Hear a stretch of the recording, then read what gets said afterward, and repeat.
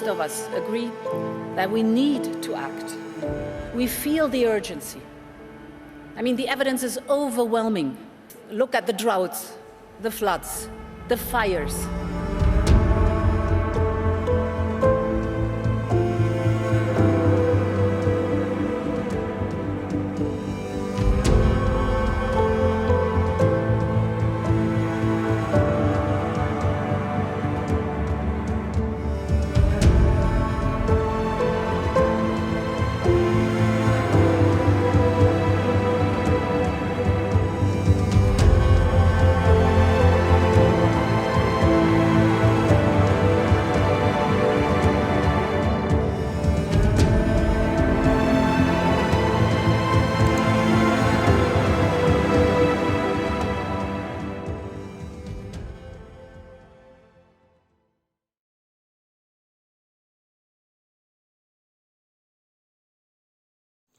Em junho de 2017, durante uma onda de calor extremo em Portugal, eclodiram incêndios florestais devastadores em todo o país.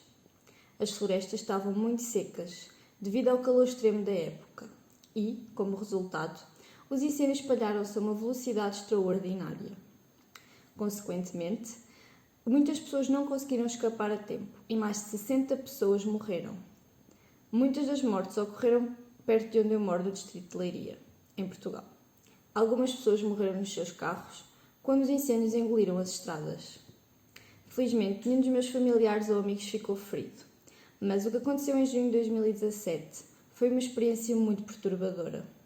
Nunca me esquecerei do facto de tantas pessoas terem perdido a vida tão perto das nossas casas, enquanto o céu se enchia de fumo e as nossas casas se enchiam de cinzas.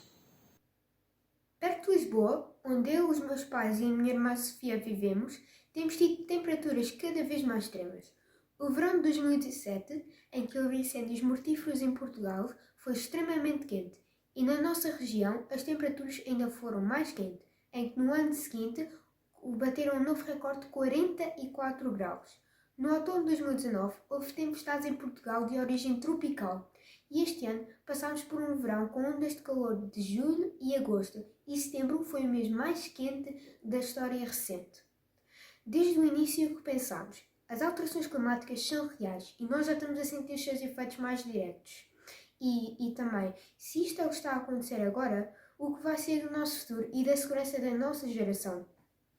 Portanto, sentimos que não havia mais tempo para discutir se acreditávamos ou não nas alterações climáticas e não podíamos ficar assim de forma passiva. Sentimos que está na hora de transformar o nosso medo em ação. Em 2017, a Global Legal Action Network, ou GLAN, que é uma organização com a qual eu colaboro, começou a perceber-se que tinha de direcionar o seu trabalho para a questão das alterações climáticas. A GLAN é uma organização que intervém juridicamente em vários âmbitos diferentes, tais como escravatura moderna ou crimes de guerra. Mas à medida que fomos lendo cada vez mais estudos científicos sobre as alterações climáticas, fomos ficando mais certos de que este problema pairava sobre todos os outros. Nós sabíamos que havia ativistas pelo mundo fora a iniciar processos judiciais para tentar forçar os seus governos a tomar as medidas necessárias para travar a crise climática. E acreditávamos que os tribunais internacionais tinham um papel fundamental nesta luta, dada a natureza global do problema. Ao mesmo tempo que pensávamos em como desenvolver esta ideia, os meus amigos e a minha família em Portugal estavam a ver o país a arder. Motivados pelos terríveis incêndios florestais de 2017, eles queriam agir, não só para proteger o planeta, mas também para proteger os seus direitos e o futuro que sabiam estar ameaçado. Graças ao desafio lançado pela Rita, que nos colocou em contato com a GLAN, juntos decidimos que seríamos capazes de fazer o impensável: levarmos um caso ao Tribunal Europeu de Direitos Humanos contra os principais países europeus e assim pressioná-los a fazer a sua parte para proteger o nosso futuro comum. Em setembro de 2017, anunciámos a nossa intenção e criámos uma campanha de crowdfunding para ajudar com os custos e que recebeu muita atenção dos mídias em todo o mundo.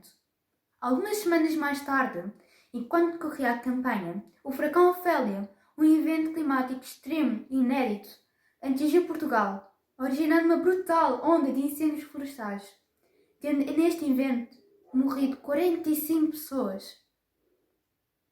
Chegou mesmo à Irlanda e ao Reino Unido, onde Glenn e os nossos advogados estão. Este episódio terrível mostra que estamos ligados e temos mesmo que agir em conjunto e deu ainda mais forças ao caso e à recolha de evidências. Preparámos declarações para o Tribunal a explicar como as alterações climáticas causam grande ansiedade e de como as ondas de calor afetam o nosso bem-estar e segurança, desde a restrição de estar ao ar livre e até dormir devido ao desconforto das noites demasiado quentes. Finalmente, após 3 anos de trabalho imenso e tendo que ultrapassar vários obstáculos, incluindo a pandemia Covid-19, apresentámos o caso no dia 3 de setembro do Tribunal Europeu de Direitos Humanos. O nosso objetivo é simples: dizer de forma clara aos países europeus, incluindo membros da União Europeia, e também ao Reino Unido, Noruega, Suíça, Rússia, Turquia e Ucrânia, que é fundamental fazer mais para combater as alterações climáticas e diminuir fortemente as emissões e o uso de combustíveis fósseis. Sabemos que estamos a ajudar a fazer história. Este é o primeiro caso das alterações climáticas a ser levado ao Tribunal Europeu dos Direitos Humanos. Mas não será o último a ser apresentado pela nossa geração.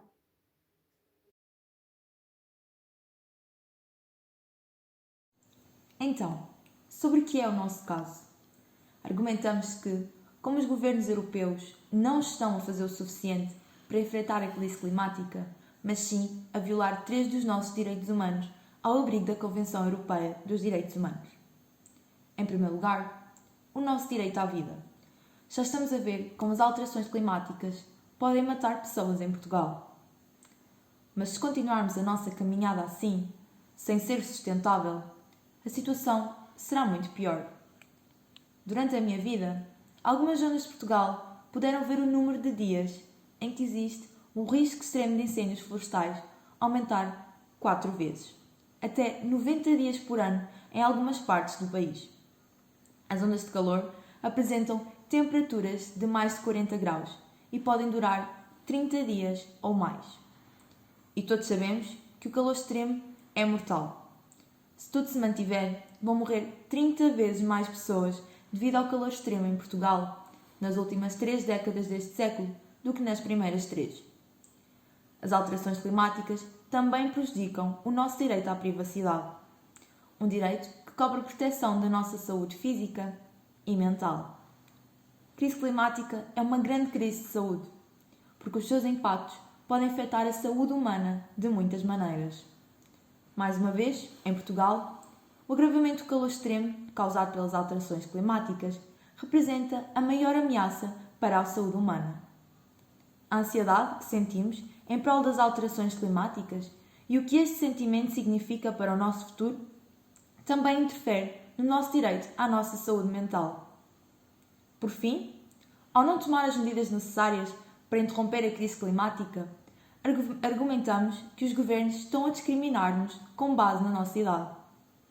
Como os piores impactos das alterações climáticas serão sentidos no futuro, quando a nossa geração ainda estiver viva, os governos estão, efetivamente, a colocar o fardo das alterações climáticas nas gerações mais jovens. Isto não é permitido pela Convenção Europeia dos Direitos Humanos. E estamos a pedir ao Tribunal que ordene aos governos europeus que parem de fazer esta discriminação. Então, o que é que estamos a dizer que os governos são obrigados a fazer? O nosso caso é muito simples.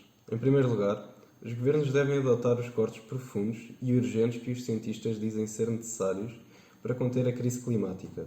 E para a União Europeia, isso significa concordar em cortar as suas emissões em 65% até 2030, quando os líderes da União Europeia se reunirem em dezembro. Em segundo lugar, os governos devem assumir a responsabilidade pela forma como contribuem para as emissões libertadas, fora de suas fronteiras. Eles fazem isso de maneiras diferentes. Por exemplo, permitindo que os combustíveis fósseis sejam exportados para outros países, em vez de mantê-los no solo onde eles pertencem. E também defendemos que os governos devem restringir as maneiras pelas quais as grandes empresas multinacionais, sediadas nos seus países, contribuem para as alterações climáticas, através das suas operações globais. Por exemplo, empresas de combustíveis fósseis que operam no exterior ou grandes bancos que financiam projetos de combustíveis fósseis no exterior. So why is the Global Legal Action Network supporting Sophia, Andre, Katerina, Claudia, Martine and Mariana in bringing their case? Well, simply, we believe that every possible tool must be used to force governments into taking the urgent action necessary to halt the climate crisis. And we recognise that law has a critical role to play in the fight against climate change. There are two types of courts to which climate change cases can be brought, both national courts and international courts. And in Europe, we've seen recent examples of how national courts can put pressure on governments to take stronger action on climate change. For example, in 2019, the Supreme Court in the Netherlands ordered the Dutch government to do more to cut its emissions. And more recently, the Irish Supreme Court ordered the Irish government to strengthen its national climate change mitigation plan. And in both of these cases, the lawyers involved relied significantly on the European Convention on Human Rights. But not all national courts in Europe have responded this way. Some courts have held that even blatantly inadequate mitigation efforts are compatible with the European Convention on Human Rights. And even the Dutch and the Irish courts could have gone further.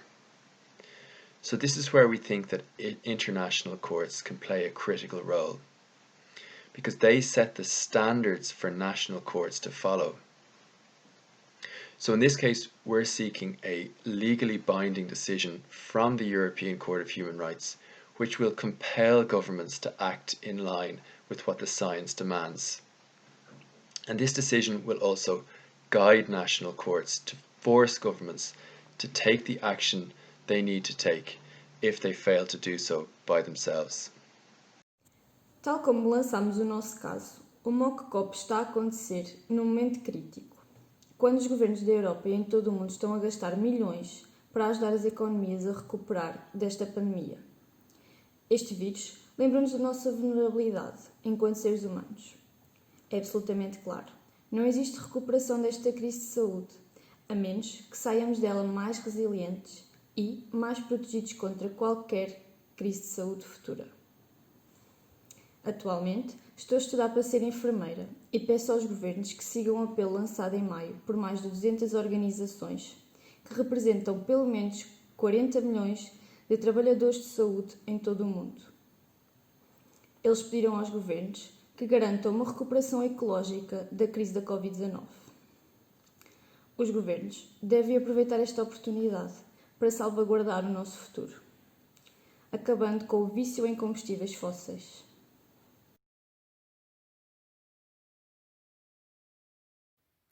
Estamos gratos pela oportunidade para estarmos presentes na Mock COP 2020. Acreditamos que juntos seremos mais fortes e queremos mostrar ao mundo que vamos lutar pelos nossos direitos e garantir um futuro melhor para todos neste planeta.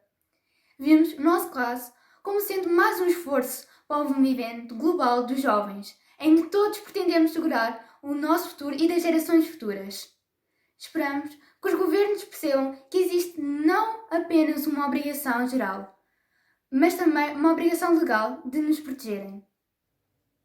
Acreditamos que eventos como este, a Mock COP e todos os esforços que estão a ser feitos por todos os jovens do mundo vão fazer com que os juízes façam as decisões que precisamos. Eles sabem que nós estamos a pedir ajuda e nós sabemos que eles estão a ser forçados a ouvir. Portanto, vamos continuar a trabalhar para mostrar a todos o que nós sentimos, que ainda há razão para termos esperança e que vamos ultrapassar a crise climática e garantir um futuro que todos desejamos.